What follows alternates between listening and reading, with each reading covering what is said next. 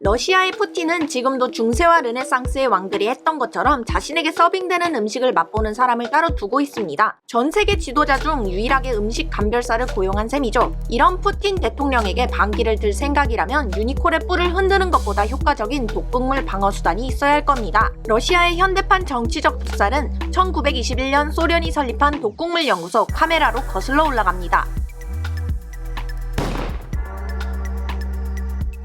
카메라의 목표는 희생자가 눈치챌 수 없고 시신을 부검할 때에도 검출되지 않을 무색, 무취, 무미의 독을 만드는 것이었습니다. 그들은 제거한 대상에서 독이 검출되면 다시는 그 독을 사용하지 않았습니다. 아무리 피해 숙청을 자행한 소련일지라도 좀 과하게 느껴지는 부분이 이들 역시도 사형수에게 새로운 독을 시험했다는 점입니다. 1991년 소련이 붕괴할 때 이 연구소도 자연스럽게 사라졌으면 좋았겠지만 전직 러시아군 정보요원이자 KGB의 독 제조 공장에서라는 글을 쓴 보리스 볼로다르스키에 따르면 이 연구소에서는 여전히 희생자의 몸무게, 식습관 등 다양한 사항을 고려해 목표물을 죽이되 흔적이 남지 않는 최적의 복용량을 정해 독을 사용한다고 합니다. 궁극적인 목적은 희생자의 사망 원인이 자연적이거나 의문으로 남게 하는 것이었죠. 푸틴이 집권하기 전까지 독이 사용된 사건은 이렇습니다. 1936년 아파스 지역의 공산주의 지도자인 네스토르 라코바는 공식적인 사인으론 심장마비로 사망했으나 그의 정적에게 사실상 독살당했다고 알려져 있습니다. 그의 시신은 죽자마자 바로 화장되었으며 독 검출을 막기 위함으로 보입니다. 근대 유전학을 발전시킨 니콜라이 콜초프는 공산당의 노선과 어긋나는 유전 이론을 펼치며 공산당의 압박에도 굴하지 않았습니다. 결국 1940년 독살되었으나 당시 의사들은 사망 원인을 뇌졸중이라 발표했죠. 우크라이나의 정치활동가 레프 레베트와 스테판 반데라 역시 각각 1957년과 1959년 심장마비로 사망했으나 소독으로 망명한 암살범이 암살을 시인하면서 청산가리가스를 맞아 죽었다는 사실이 밝혀졌습니다. 심지어 소련의 최고 지도자였던 레닌과 스탈린도 독살되었다는 설이 있습니다. 레닌은 뇌졸중을 몇 번 겪었으나 잘 회복하고 있었는데 스탈린의 친구가 레닌을 접견한 뒤 중독에 가까운 증상을 보이며 발작하다 사망했습니다. 그의 뇌는 돌처럼 딱딱하게 굳어졌지만 이상하게도 소련 정부는 통상적으로 하던 독극물 검사를 레닌에겐 하지 않았죠. 그러나 스탈린도 공식적으로 알려진 뇌졸중으로 인한 사망이 아니라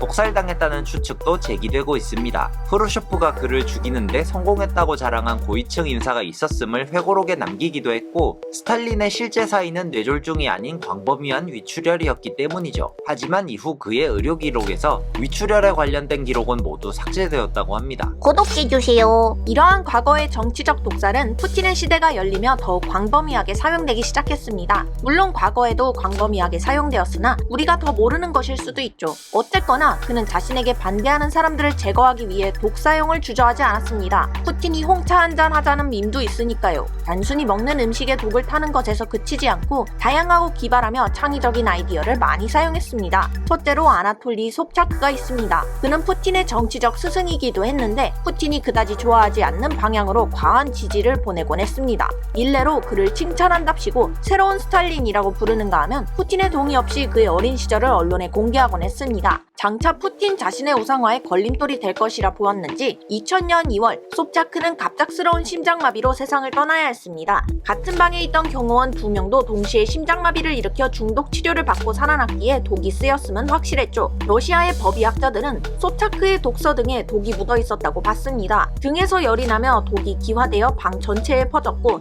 타겟을 정확히 처리한 다음 시간이 흐르며 퍼져서 흔적 없이 증발했죠. 러시아는 중추신경계를 공격해 폐를 고장내는 독극물인 살인도 썼습니다. 2차 체첸 전쟁에서 러시아군을 상대했던 체첸 지역의 군벌인 에미르 카탑은 2002년 자신의 어머니에게서 온 편지를 읽고는 쓰러졌고 얼마 지나지 않아 사망했죠. 그 편지는 카탑 측근으로 숨어든 첩자가 편지를 미리 빼돌려 독을 넣고 다시 밀봉했던 편지였습니다. 카탑은 철저하게 암살을 대비했지만 어머니에게서 온 편지마저도 그에겐 비수가 될 수 있다는 건 몰랐었습니다. 당연히 음식물을 이용하는 방법도 고전적이지만 효과적이죠. 2004년 우크라이나 대통령 후보였던 빅토르 유센코는 반러시아 성향의 라토 가입을 추진하던 사람이었습니다. 물론 푸틴에게는 눈엣가시나 다름없었죠. 그는 선거운동 막바지에 정부 고위층들과 식사하던 도중 몸에 이상을 느꼈고 병원에 입원했습니다. 그의 몸에선 고엽제에도 쓰이는 사염화 다이옥신 TCCD가 정상인의 6,000배나 검출되었습니다. 맛과 향도 없고 청산가리보다 독성이 17만 배나 강한 이 독극물은 다행히도 유생코가 유니코가 초반에 구토와 설사를 하며 상당량의 독을 빼낸 탓에 그의 목숨까지 빼앗지는 못했습니다. 또한 그의 얼굴엔 흉한 혹이 잔뜩 생겨났는데 일부 독극물이 여기에 갇혀 다른 장기로 퍼지지 않았다고 합니다. 더욱 무서운 건 방사능 물질로 상대를 독살하는 방법입니다. 과거 KGB의 바통을 이어받은 러시아 연방보안국 FSB의 요원이었던 알렉산드르 리트비넨코는 영국으로 망명한 뒤 푸틴을 비판하는 글을 잔뜩 썼습니다. 이후 그는 2006년 11월 1일 런던에서 전직 KGB 요원을 만난 뒤 구토와 설사 증세를 보였습니다. 그러나 그의 몸에선 아무런 독이 발견되지 않았습니다. 그가 사망한 뒤 그의 시신에선 뒤늦게 폴로늄 210이란 물질이 검출되었죠. 청산가리보다 100만 배나 강력한 이 방사능 물질은 그의 몸에서 치사량의 200배가 넘게 검출되었으며 부검인은 일주일을 기다려 방사능이 조금 가라앉은 뒤 방호복을 입고 부검해야 했습니다. 폴로늄 210은 핵 원자로에서만 생산되기에 러시아가 직접적으로 관련되어 있음은 자명했죠.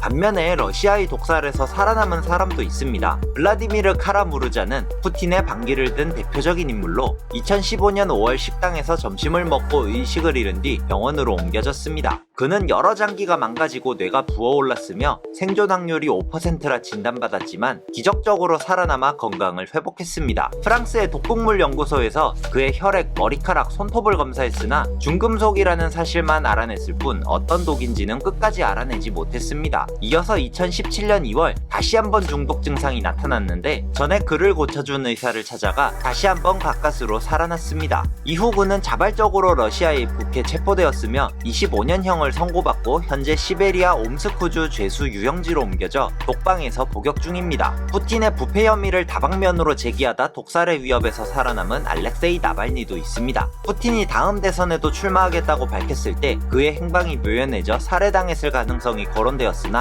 다행히 그는 아직 교도소에 살아있음이 확인되었습니다. 그는 대표적인 반푸틴 인사이며 꽤 많은 대중의 지지도 이끌어내어 푸틴을 몰아내고 차기 대통령이 될 인물로 점쳐졌었습니다. 그러나 러시아 연방중앙선거관리위원회는 그의 과거 행적을 빌미로 출마 자격을 박탈했습니다. 나발니는 2019년 구치소에서 독성 화학물질에 노출되어 발작을 일으켰으나 건강을 회복했고 2020년 8월 모스크바로 가는 비행기에서 갑자기 혼수 상태에 빠졌는데 그는 비행기를 타기 전 공항 카페에서 오직 홍차만 마셨었다는 점이 밝혀지며 푸틴 홍차 밈이 유행하는 계기가 되기도 하였죠.